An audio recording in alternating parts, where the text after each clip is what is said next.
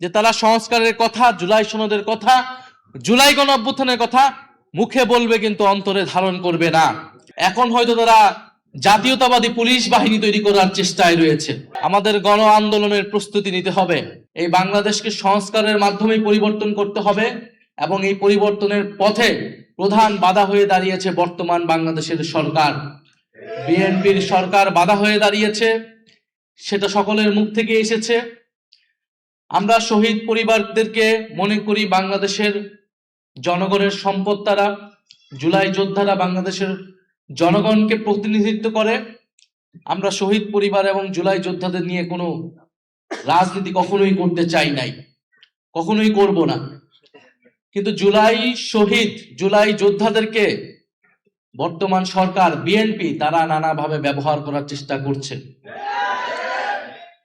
আমরা শুধু একটা কথাই বলেছি যে আমাদের দাবির সাথে আপনারা ঐক্যমত হলে আমাদেরকে সমর্থন দিন।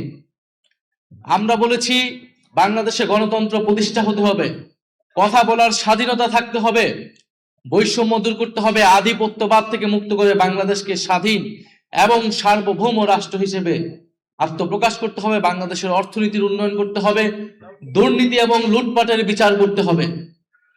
কিন্তু আমরা দেখছি বাংলাদেশ সরকার গঠিত হওয়ার পর থেকে পিছনের দিকে হাঁটছে। বাংলাদেশ আবার পুরনো পথেই হাঁটছে এবং জুলাই যোদ্ধাদের নাম ব্যবহার করে বর্তমান সরকার তার নানা কাজের বৈধতা দেওয়ার চেষ্টা করছে। জুলাই সহ তাদের দলীয় ইস্তিহার যদি তারা বাস্তবায়ন করবে তাহলে তো এত ঐক্যমত, এত আলোচনার কোনো প্রয়োজন ছিল না।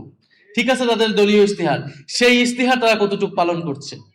সেই ইস্তিহারে, সেই 31 দফায় তারা যতটুকু কমিটমেন্ট করেছিল সেই কমিটমেন্ট গুলাও তারা ভঙ্গ করে গেছে।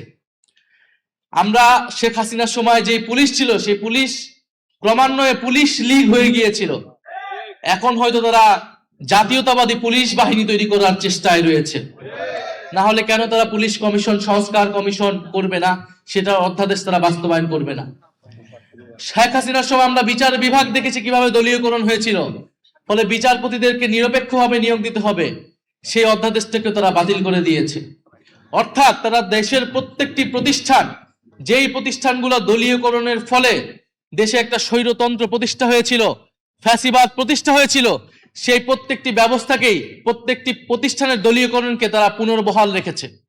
এটার মাধ্যমে তারা এটাই বার্তা দিতে চায় যে তারা সংস্কারের কথা, জুলাই সনদের কথা, জুলাই গণ অভ্যুত্থানের কথা মুখে বলবে কিন্তু অন্তরে ধারণ করবে না।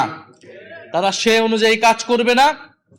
ফলে বৈষম্যহীন বাংলাদেশ, সংস্কারের বাংলাদেশের পথে আমাদেরকে আবার ঐক্যবদ্ধ হতে হচ্ছে। আমরা আপনাদের প্রতি কৃতজ্ঞতা জানাই, ধন্যবাদ জানাই। আপনারা অলরেডি মাঠে নেমেছেন, আপনারা অলরেডি কথা বলছেন।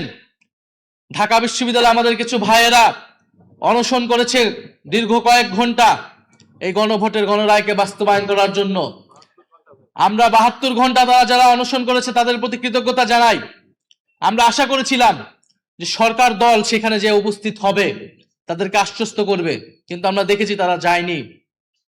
আমরা তাদেরকে ধিক্কার জানাই যারা সংবিধান সংস্কার পরিষদের শপথ নিল না, যারা এই অধ্যাদেশগুলোকে বাতিল করে দিল। এখন আজকে করণীয় ঠিক করার জন্য এই মত বিনিময় সভার আয়োজন ছিল। আমার মনে হয় করণীয় আমরা ঠিক করতে পেরেছি কিনা? আমাদের গণ আন্দোলনের প্রস্তুতি নিতে হবে।